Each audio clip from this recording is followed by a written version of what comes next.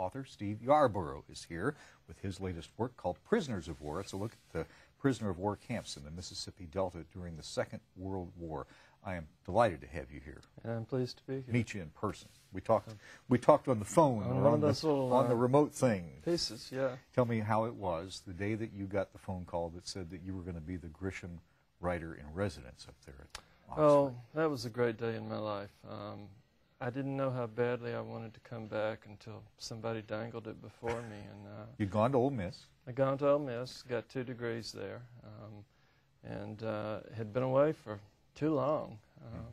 The only sad part was having to leave, you know, at the end of it. So they made the phone call, and did you negotiate or what? Oh, no. Are you kidding?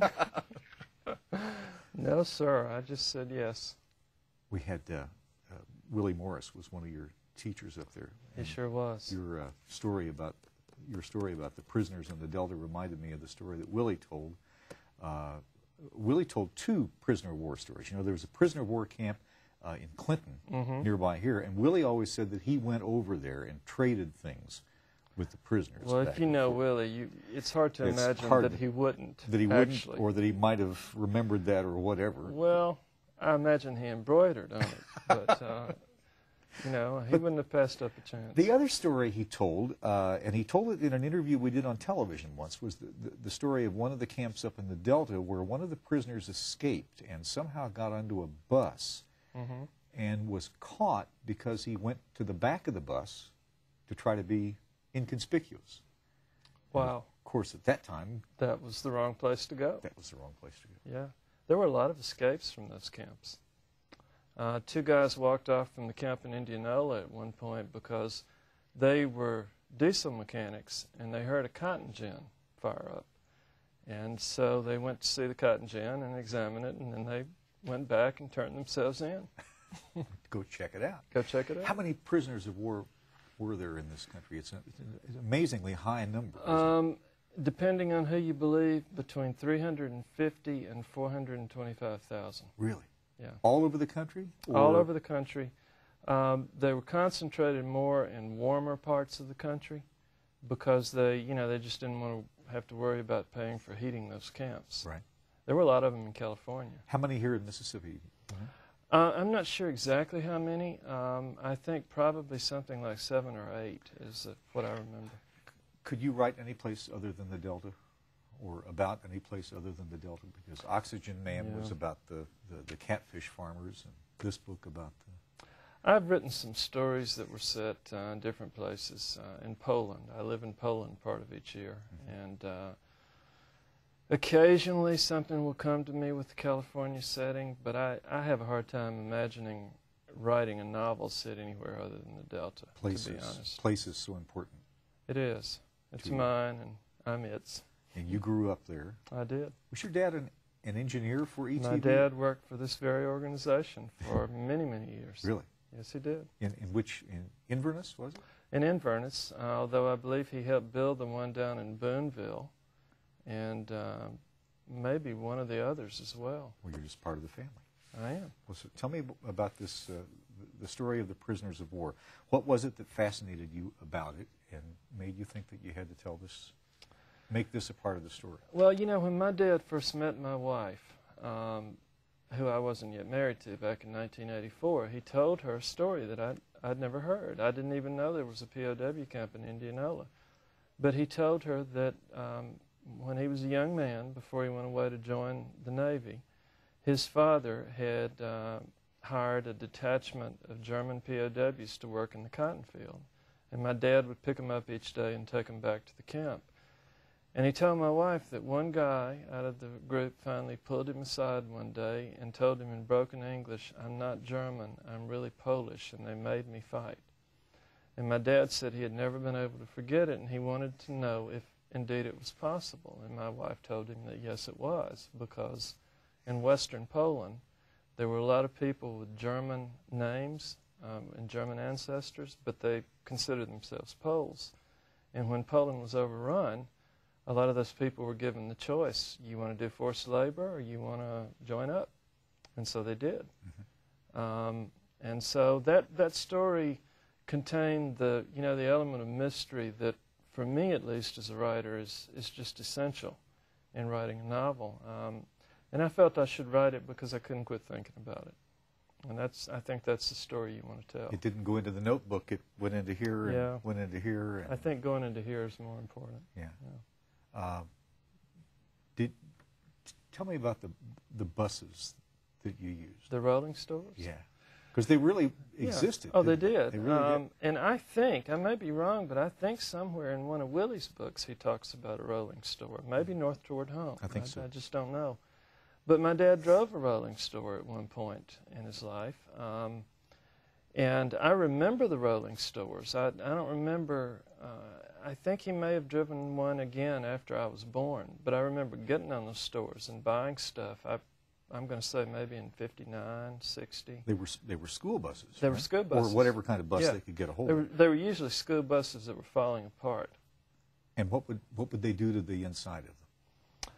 They'd equip them with candy counters and, those old soft drink boxes that would have a chunk of ice in them and be filled up with water. You'd have those things in there. And I think earlier, back in the 40s, they really were selling everything. I mean, just tires. Well, they probably had to. They did because, people couldn't get to town very often. The rationing was going on. Rationing, right. Yeah. Sugar was a very big commodity on those buses, right? That's right. Why was that?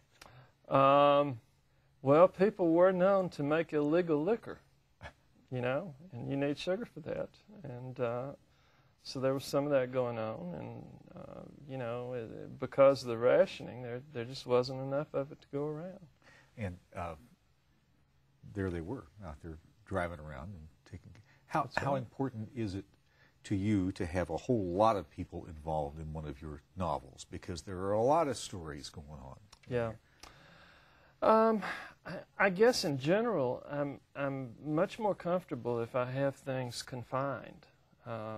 If I don't have that many characters involved. So you'd prefer just doing a short story, or do you feel like you need to drag a lot of people into the act?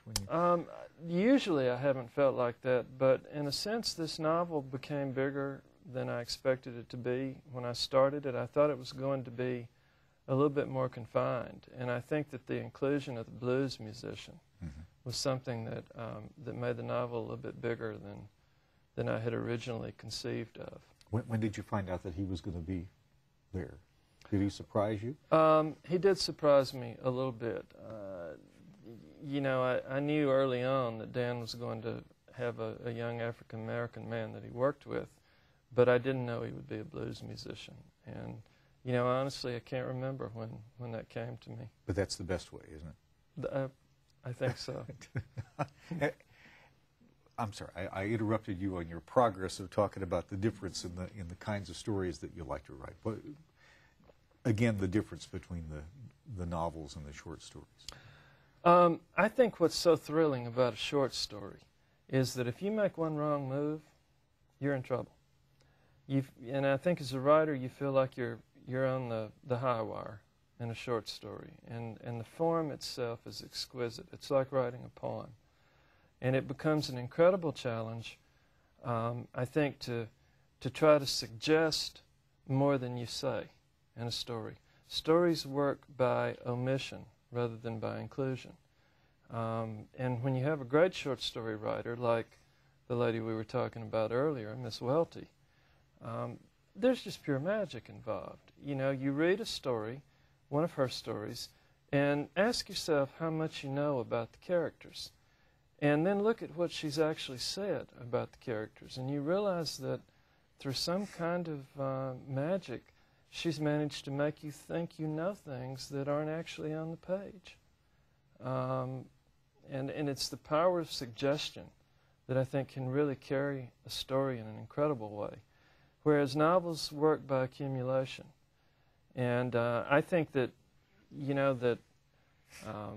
when you're writing a novel, when you've been writing novels for a long time, I really have the feeling that you almost have to go back and learn how to write a story again. That's how it's been for me anyway. And I think somewhere Miss Welty said, every story you write teaches you only how to write that story. It it's not going to teach you how to write the next one. You got to figure it out all over again. Everyone is a new beginning. Right. So what is your own particular style? What is your particular system that you follow? Because you've got a couple of kids and a busy wife and a busy life out there in California. How do you carve out time for it, and what is your routine? I have told people that a few years ago things were a lot busier than they are now. And there was one year, I think it's the year I was writing The Oxygen Man, where several days a week I really had only about an hour and 15 minutes, maybe even less, to write. And then the other days were free. And at the end of writing the book, I discovered that 85% of the book was written on those days when I only had 45 minutes or an hour. And the rest of the time, I was sitting around, I don't know, looking at the sky or putting off work or whatever. And I don't write for long periods at a time, but I try to just be complete in my concentration. And my wife has said that the house could burn down, and if I were writing, you know, I'd just burn right up with it. And that's how I am. That's the way to... do you outline things, or do you just sit and free form it, or how do you do it? I usually think I know the whole story before I begin to write, but I think that, you know, if you never get surprised along the way, you're probably just putting one foot in front of the other. And so those moments when things take a turn that I didn't expect, I've learned to really treasure, because I think that those moments are when you find yourself moving away from the most obvious possibilities. And that's where you want to go as a writer. That's where you want to go. Well, this is complicated and interesting and puzzling and sad and happy moments, and just a great third novel, Prisoners of War. Thank you very much. Where do you go next? What are you working on now? I'm working on a book called The End of California that's set almost totally in Mississippi. That's about a man who goes to California and stays there for many years and then comes home. Steve Yarbrough, thanks. Thank you. Great to see you. My pleasure.